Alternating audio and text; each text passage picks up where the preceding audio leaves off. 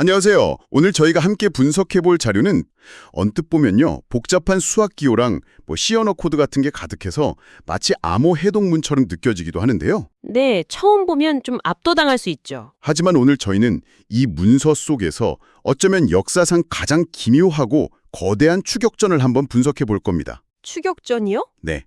한쪽은 자기가 쓴 돈을 되찾아서 달아나려는 단 한 명의 도둑. 그리고 다른 한쪽은 전 세계에 흩어져서 보이지도 않는 수많은 경찰들이죠. 아, 비유가 아주 흥미롭네요. 그리고 이 기나긴 경주의 승패는 오직 확률이라는 단 하나의 규칙으로 결정됩니다. 오늘 목표는 바로 그 확률의 비밀을 파헤쳐서 어떻게 우리가 받은 비트코인을 안전하다고 믿을 수 있는지 그 근본적인 원리를 알아보는 겁니다. 네, 아주 멋진 비유입니다. 실제로 이 문서에 담긴 모든 수식은 방금 말씀하신 그 추격전의 승률을 계산하는 도구라고 보시면 됩니다. 아, 승률 계산 도구요? 네, 복잡해 보이지만 그 원리는 도둑이 경찰보다 빨리 뛸 수 있는가라는 아주 간단한 질문으로 귀결되죠.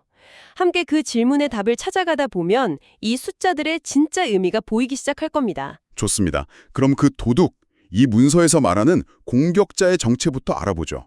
이 사람은 대체 뭘 하려는 건가요? 다른 사람의 돈을 훔치려는 해커 같은 건가요? 바로 그 부분이 중요합니다.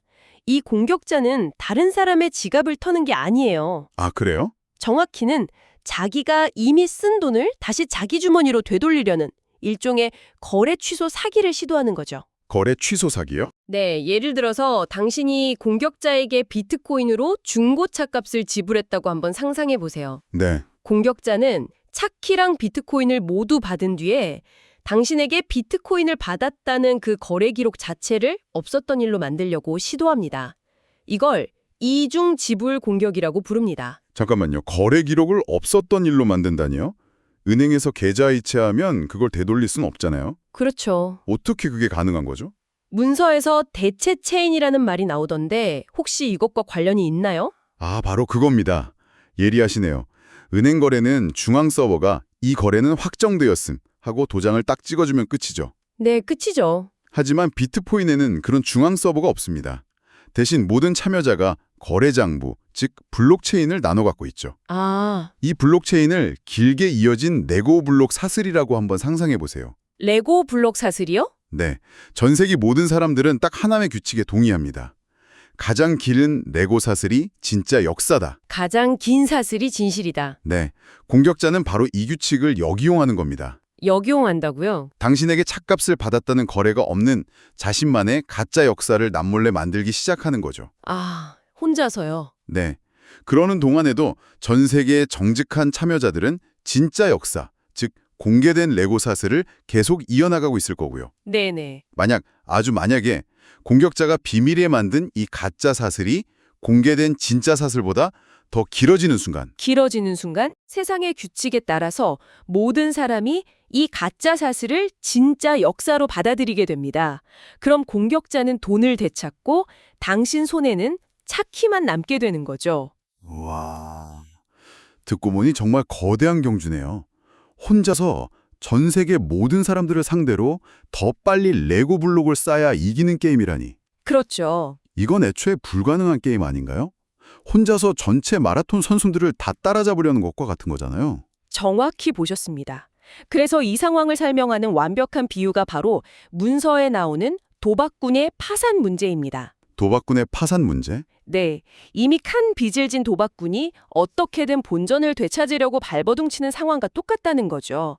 공격자는 이미 정직한 네트워크가 몇 발짝 앞서 나간 상태에서 경주를 시작하는 아주 불리한 도박꾼인 셈입니다. 파산 문제라는 이름이 붙은 이유가 있겠군요. 네, 이게 왜 파산 문제냐면요. 공격자는 레고 블록, 즉 블록을 하나 만들 때마다 엄청난 양의 컴퓨팅 파워랑 전기세를 쓰고 있거든요. 아, 비용이 드는군요. 이건 진짜 돈입니다. 그런데 정직한 네트워크는 계속해서 저만치 앞서 나가죠. 결국 공격자는 경주에서 이기기도 전에 자기가 쓰는 비용을 감당 못하고 파산할 확률이 압도적으로 높다는 의미입니다. 아하. 문서의 복잡한 수학 모델들은 바로 그 파산 확률, 즉 공격자가 이길 확률이 얼마나 희박한지를 정밀하게 계산하는 도구인 셈이죠. 그 레고 블록 쌓기 경주라는 비유가 정말 와닿네요. 그런데 모든 경주에는 규칙이 있잖아요. 네. 이 경주에서 더 빠르다는 건 구체적으로 뭐를 의미하는 건가요? 가장 좋은 컴퓨터를 가진 사람이 이기는 건가요? 순수한 컴퓨팅 파워, 즉 계산 능력의 대결입니다. 계산 능력이요? 문서에서는 정직한 이 네트워크 전체가 다운 블록을 찾을 확률을 P, 공격자 혼자서 다운 블록을 찾을 확률을 Q라고 정의합니다. P와 Q. 그리고 여기서 비트코인 보안 시스템 전체를 떠받치는 가장 거대한 기둥, 핵심 가정이 등장합니다. 바로 P가 Q보다 항상 크다는 것, 즉 PQ라는 조건입니다. 아, 정직한 참여자들의 총 컴퓨팅 파워가 공격자보다 크다. 네, 즉, 선한 편이 전체의 50%가 넘는 힘을 가지고 있다는 대전제군요. 맞습니다. 이 PQ 조건은 비트코인 세계의 물리 법칙과도 같습니다. 물리 법칙이요? 네, 정직한 사람이 더 빨리 뛴다는 이 절대 규칙이 깨지면 우리가 아는 모든 보안 논리가 무너지는 거죠. 그래서 이 가정을 지키는 것이 비트코인 생태계에서 가장 중요한 일이 됩니다. 이 가정이 깨지지 않는 한 공격자가 뒤처진 블록의 수, Z라고 하는데요. 이 Z가 늘어날수록 그가 경주에서 역전할 확률은 그냥 줄어드는 게 아니라 기하급수적으로 감소합니다. 기하급수적으로요? 네. 한 블록 뒤처졌을 때 따라잡을 확률이 2분의 1이라면 두 블록 뒤처졌을 땐 4분의 1, 세 블록 뒤처졌을 땐 8분의 1. 와, 이런 식으로 따라잡는 것이 순식간에 불가능에 가까워지는 거죠. 이것이 바로 확률에 기반한 비트코인 보안의 심작입니다. 그렇군요. 그럼 이제 이 원리를 우리 실생활에 한번 적용해 보죠.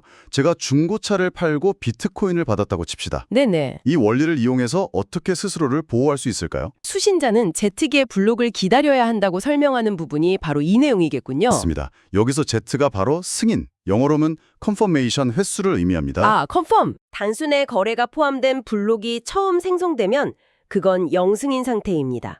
아직은 100% 믿기엔 이르죠.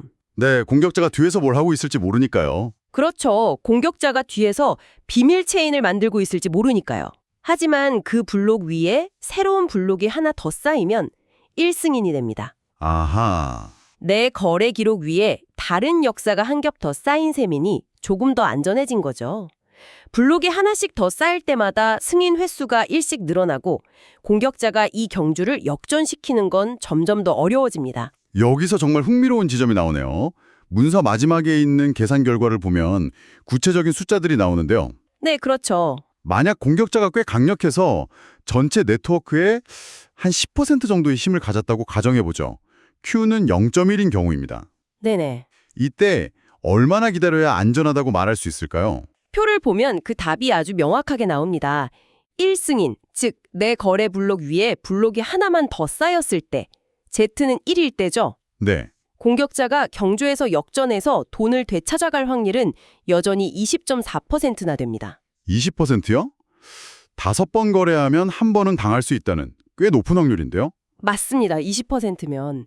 커피 한 잔 값 정도는 그냥 믿고 줄 수 있겠지만 자동차 거래에서는 절대 안 되겠네요. 바로 그겁니다.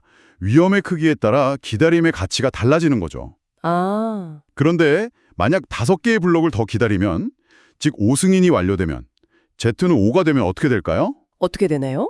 공격이 성공할 확률은 0.09%, 즉 0.1% 미만으로 뚝 떨어집니다. 1000번 거래해야 한 번 당할까 말까 한 수준이 되는 거죠. 그리고 10개를 기다리면 Z는 10이 되면 그 확률은 0.00012%, 거의 0에 가까워집니다. 100만 분의 1 수준으로 안전해지는 겁니다. 와, 그건 생각도 못했네요. 그럼 이 확률 계산이 없었다면 비트코인은 그냥 충분히 오래 기다리면 안전하겠지 하는 막연한 믿음에 불과했을 수도 있겠군요. 그렇죠. 이 숫자들, 이게 바로 그 믿음에 대한 수학적인 증거인 셈이네요. 그런데 만약 공격자가 훨씬 더 강해서 전체 네트워크의 30%에 달하는 힘을 가졌을 때는요? Q는 0.3인 경우네요. 그럴 땐 당연히 더 오래 기다려서 안전 마진을 확보해야 합니다. 표에 따르면 아까와 같은 0.1% 미만의 안전 수준을 확보하려면 무려 24개의 승인이 필요하다고 나옵니다. 24개요. 네, Z는 24죠.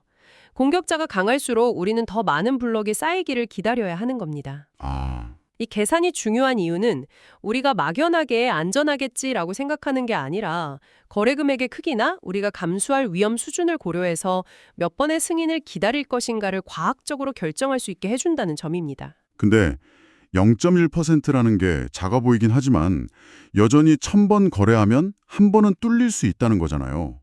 이게 정말 안전하다고 말할 수 있는 수준인가요? 왠지 좀 불안한데요? 아주 좋은 지적입니다. 그래서 절대적인 안전은 없다는 점을 이해하는 게 중요해요. 네, 비자 카드도 사기 거래가 발생하잖아요. 그렇죠. 중요한 건 그 리스크를 관리하는 겁니다. 10,000원짜리 커피를 살 땐 영승인, 즉 거래가 전파되는 즉시 그냥 가도 됩니다. 공격자가 그 작은 돈을 위해 엄청난 전기세를 쓰면서 공격할 확률은 거의 없으니까요. 아, 그럴 시간에 다른 걸 하는 게 낫겠네요. 그렇죠. 하지만 1억 원짜리 집을 거래한다면 그때는 하루 종일이라도 기다려서 수십, 수백 개의 승인을 확인해야겠죠. 리스크를 0으로 만들 수는 없지만 0에 가깝게 통제할 수는 있습니다. 자, 그럼 오늘 나눈 이야기를 전체적으로 한번 정리해 보겠습니다. 네, 공격자는 자신이 쓴 돈을 되찾기 위해, 즉 거래를 되돌리기 위해 자신만의 비밀 블록체인을 만들며 정직한 네트워크와 거대한 경주를 시작한다. 하지만 이 경주는 혼자서 달리는 게 아니라 전 세계에 흩어져 있는 정직한 네트워크 전체를 상대로 하는 아주 힘겨운 싸움이죠. 그리고 비트코인 세계의 물리 법칙, 즉 정직한 네트워크가 더 큰 컴퓨팅 힘을 가지고 있는 한, PQ가 유지되는 한, 평균적으로 그들의 체인이 공격자의 비밀 체인보다 더 빨리 길어질 수밖에 없다. 그렇죠.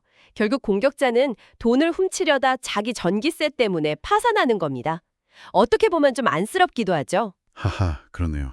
그래서 비트코인 시스템이 천재적이라는 겁니다. 나쁜 짓을 하는 것보다 착하게 구는 게 경제적으로 훨씬 유리하게 만들어놨으니까요. 바로 그 지점이네요.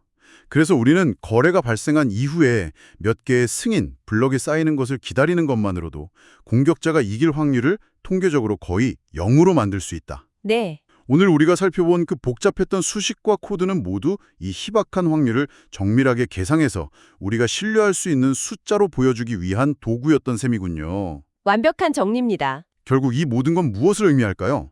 저희는 오늘 암호 같은 수학 공식으로 시작했지만 그 핵심 원리는 누가 더 레고 블럭을 빨리 쌓는가 하는 단순한 경주였습니다. 맞습니다. 여기서 제가 얻은 가장 큰 깨달음은 은행 보안이 강철 금고라면 비트코인 보안은 수백만 개의 문이 있는 복도와 같다는 겁니다.